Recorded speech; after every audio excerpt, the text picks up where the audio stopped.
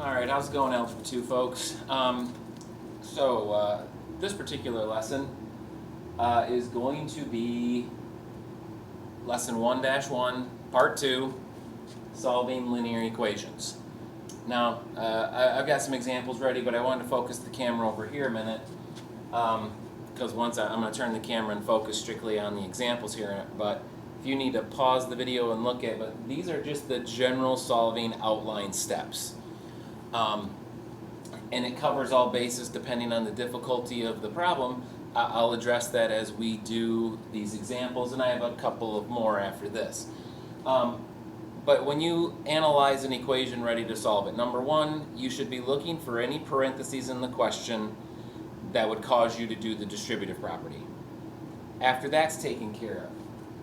Now, I just wrote step 2 as saying like terms. There's a little more to it. Like terms on the left side of the equal sign versus on the right side of the equal sign. We don't call like terms if the same term is on the left and the right. If there's like terms on the left side, combine them. If there are any like terms on the right side, combine them. Third, if the variable isn't on one side of the equal sign, get it there, which I will show you. And then lastly, step 4 is a little bit vague, which I'll explain in examples 1 and 2. But part 4 is just finish the solve. And questions 1 and 2 will display what I mean by finish the solve. Okay? So those are the kind of the general outline I'm going to follow. So here we go. Readjust.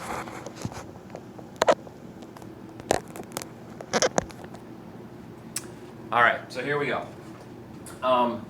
Like I said, the first 2 questions are going to describe what I mean by finish the solve. Because question 1 and 2, 1, they don't have any parentheses, so no distributive property. 2, there aren't like terms on the left or right side. Okay, there's an x and a number, not like terms, only a number. Same here. Okay, so and also step 3, the variable already is on one side of the equal sign. So we're just in these first 2 examples talking about what's finish the solve. Finish the solve means get the x term by itself, then get x completely by itself. Like in this particular problem, it's 9x. We eventually want it just to say x equals. Equation solving's always been what I've said, a game of opposites. When you get to step 3, variable on one side, and step 4, finishing the solve, it's all about opposites. If it says minus, you're going to add. If it says add, you're going to subtract from both sides. If it's multiplication, you're going to divide on both sides. And in the rare occasion, because it's not popular, if there was division in the question for some reason, we would multiply. We're not going to see that in this group of examples. So here we go. Question 1 here. We have our 9x minus 1. We want this problem to eventually say x equals. X is the only thing on the left-hand side. So this being the minus 1, this is what I'm talking about. To get rid of a minus 1, you add 1 to both sides. Kind of remembering, an equation meaning equal, the left side and the right side are a balance. So when the problem's written, we're at a balance. If we do something to one side, it would throw it off balance. Do it to the other side, it puts it back to balance. That's why you're going to hear me say do this to both sides and write it that way. Okay? That cancels. This is 9x equals 71 plus 1 or 72. Now, you guys, the way this is written, 9x does mean 9 times x. So if I want that 9 detached, I have to divide. It's times, I have to divide. So divide both sides by 9.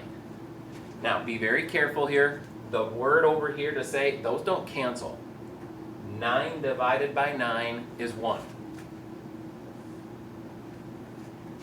Hence, 1x. That's the goal. Up here, minus 1 plus 1, that canceled and went away. The division process is a reduce. Over here, 72 divided by 9 is 8.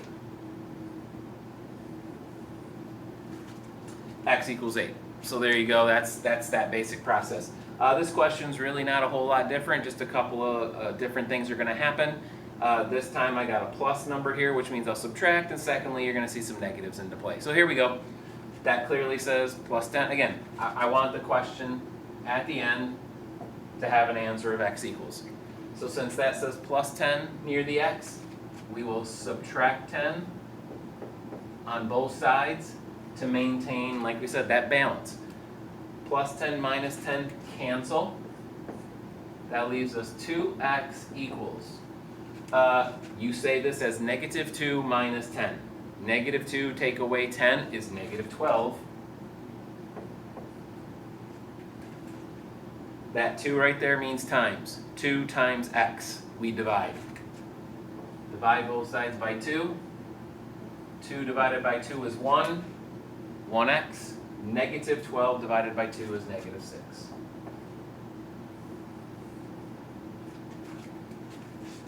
Okay, so that's what, right there, that's what I mean by step 4. Finish the solve. Those are considered the basic terms. We should know those basic things. It's usually an add-subtract step followed by a divide step. Okay, question 3 here. Question 3 does have the distributive property. Right here we have a negative 12 out front, and these are unlike terms, so it needs to be distributed. 144 equals negative 12 times that is negative 12x. Negative 12 times that is minus 60. Okay? Now, this one's a little unique in that, by the way, I don't have a like term on the left side, I don't have like terms on the right side. Step 3, my variable's already on one side. I'm right to step 4, finish the solve. It should not be an issue. You might not like it, but you got to get used to the fact if the x is on the right, so be it. I want the x to say equals. We may like the looks of this, but this is just how it's going to work here. That says minus 60. We're going to add 60.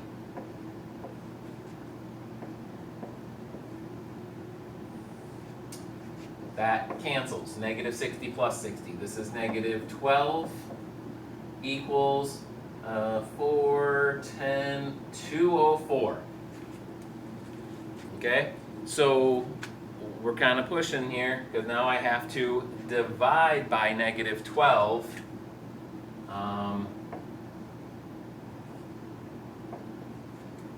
Negative 12 divided by negative 12 is 1. You don't say cancel there, you say reduce to x. This answer will be negative I think it's 17. This is kind of pushing me to the limit here, folks. I didn't prepare in advance. Let me double check that answer. I'd hate to give you a wrong answer. All right, we're good to go there. It's good to see that my mental math didn't totally deteriorate over this crazy period of time. I mean, it's crazy to think it's been 6 months almost since we've been in a classroom together. Crazy. All right, so there we go. Next problem.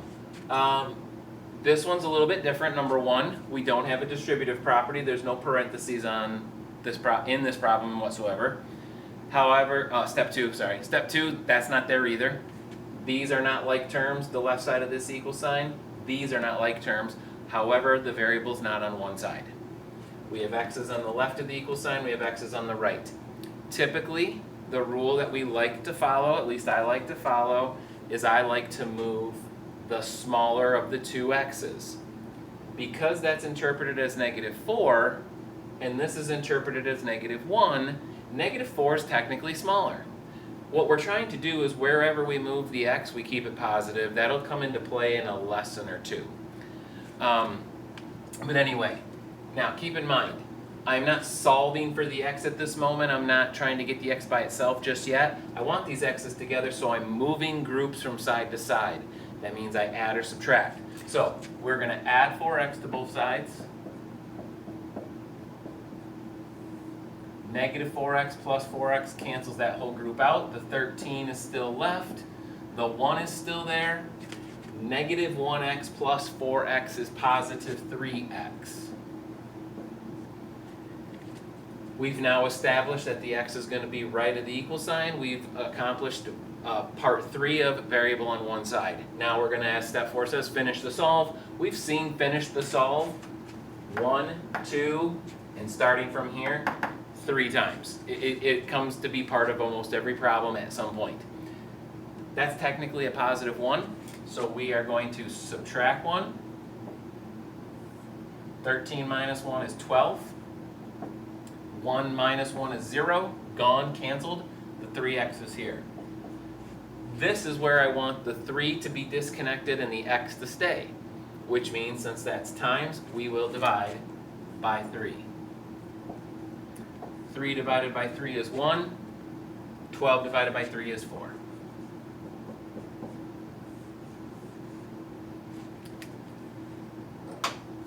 Okay, so there's kind of your introduction to the steps. We have done the distributive property. We have gotten the variable on one side. We have finished the solve 4 times at some point of the problem. We have not seen the like term step, and as soon as I get the next 3 and final examples up on the board, you will see that. Okay, I told a little fib. I actually have 4 more examples total. I'm going to do these 2, followed by 2 others, because the final 2 got an interesting twist that I want you to kind of be aware of. That can happen. But anyway, number 5. We do not have distributive property, no parentheses. Okay, like terms coming into play right now. Here's our equal sign, and as I look to the left, x's are there twice. Those are like terms, we need to combine them. That's negative 7x minus 3x, which is negative 10x. Plus 2 equals, this side does not have like terms. X and 8, different. So, negative 8x minus 8. Okay, so like terms is out of the way. Now we go to variable on one side. The variable is on both sides. We have a negative 10x on the left. We have a negative 8x on the right. Because of the negative, this one's considered smaller. We're moving it. We add 10x.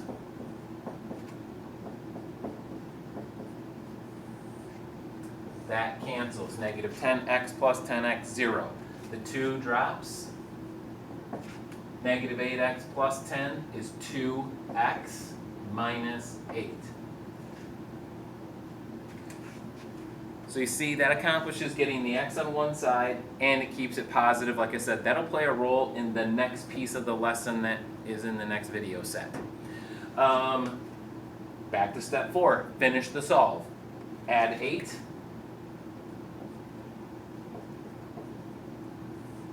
Two plus 8 is 10. 2x just drops. Negative 8 plus 8, 0, therefore cancel. 2 times x, we divide by 2. 2 divided by 2 is 1, not a cancel, remember? And that's x equals 10 divided by 2, which is 5. Okay, number 6. Similar, yet just a little bit different. Number 6 has a distributive property. We're going to do that first. So, negative 6x minus 20 equals negative 2x plus. We're going to distribute that 4, meaning multiply. So 4 times 1, 4. 4 times minus 3x minus 12x. Step 1's done. We've distributed. Step 2, check for like terms. Here's the equal sign. Left side, no. There's an x term, there's a number term, not like. Right side, there's an x, there's an x. Gotta combine those. So, negative 6x minus 20 equals, folks, that's negative 2x minus 12x, which is negative 14x plus 4. Step 2 is complete. We have our like terms taken care of. There's no like terms on the left. There are no like terms on the right. We are now to step 3. Get the variable on one side. Between negative 6x and negative 14x, technically smaller.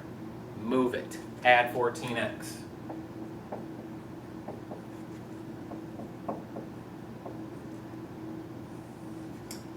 Negative 6 plus 14 is 8x minus 20 equals negative 14x plus 14x cancels to 0 and the 4. And we're back to step 4, finish the solve. It's been in all 6 questions now at some point. Right there, finish the solve. Right here, finish the solve. That's where we need to be strong. Add 20.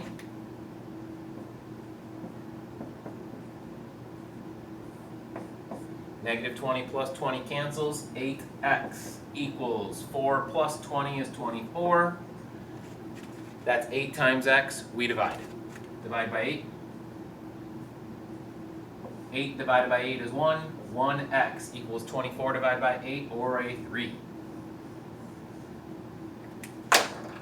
Alright, I have 2 more quick ones to show you, and then this will be part 2 wrapped up.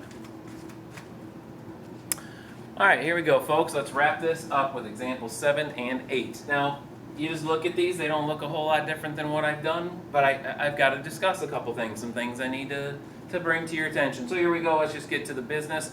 We know what we're doing now, I think. Number 1, distributive property. This one's got 2. So we're going to take care of those and leave everything else the same for a moment. So the 8x. Distribute. 4 times 4x is plus 16x. 4 times minus 3 is minus 12. Distribute here. 4 times the 6x is 24x. 4 times the 4 is positive 16, and that minus 4 is hanging there.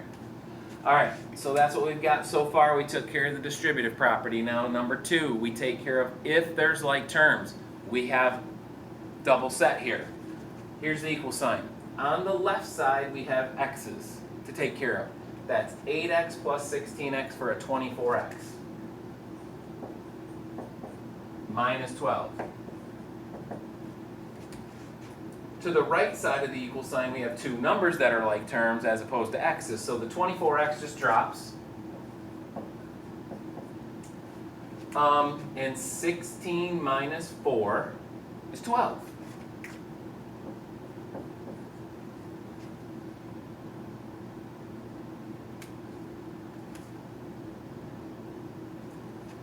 So I'm just looking at my notes here. I feel like I missed something. Let me pause a minute. Okay, I wanted you to see this change that I made. I was just looking at my notes, and I wrote one thing down wrong. You know, that's ridiculous, huh?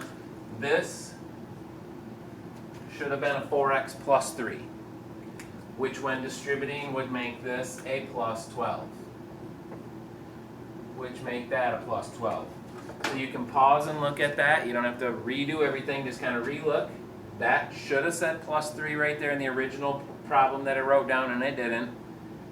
Now it says 12, and now it says 12. Okay. Now, a little bit of insight, because technically we're supposed to be going to the 3rd step, which is get the variable on one side. But I know you can be looking at this saying, wait a minute. The left side and the right side are absolutely identical. Good thing to notice if you saw it, but let's just carry out the next step and then we'll finalize. If I was to get the variable on both sides, there's no technical one x is smaller than the other. They're exactly the same. Regardless, move it. It's 24x, I don't care which one you're looking at. How do you move a 24x? You subtract it. So subtract 24x on both sides. Cancel, cancel. 12 equals 12. Now listen, this is going to come into play in other sections this year in Algebra 2, but here's the deal. Anytime the variable of your question totally cancels as you're trying to solve for it, the solution is either going to be called all real numbers / infinite solutions, or it's going to be called no solution, and it's based on this. That's true. 12 equals 12. That's an absolutely true statement. The fact that it's a true statement means the answers are all real numbers.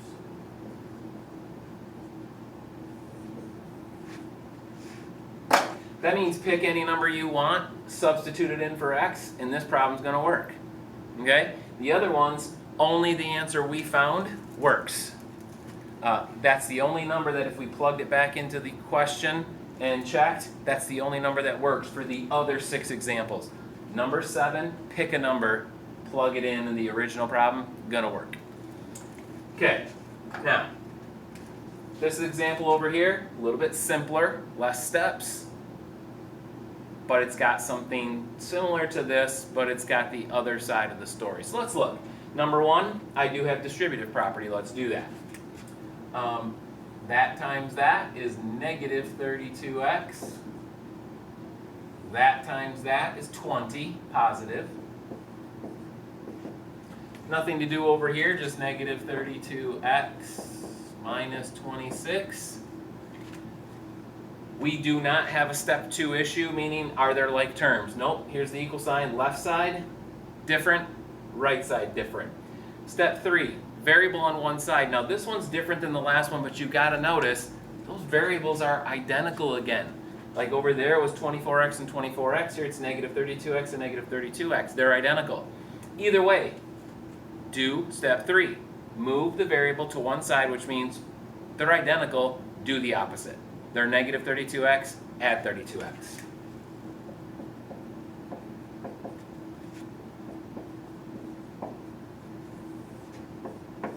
$20 still here, equal, cancel, negative 26 is still here.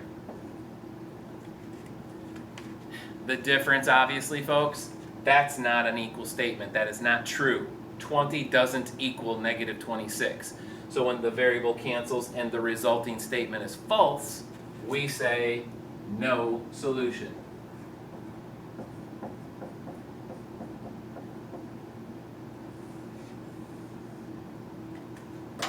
That means there's not one number you could find to substitute in for x that would work. Nothing ever works. You can never make the left side equal the right side. No number exists. And in opposition, number 7, any number you pick, say it, plug it in, it works. As opposed to all the other examples, the 6 before, as I already said, the numbers that were in number 6, the answers, that's the only answer that works to make numbers 1 through 6 true. Alright, so you guys, that is the end of lesson 1-1, part 2. How to solve kind of basic linear equations. And remember the steps over there that I focused on at the beginning of this lesson right there? That you kind of might want those in your notebook. They're just kind of helpful in case you're struggling with a problem. That just keeps you focused. Alright, take care, guys.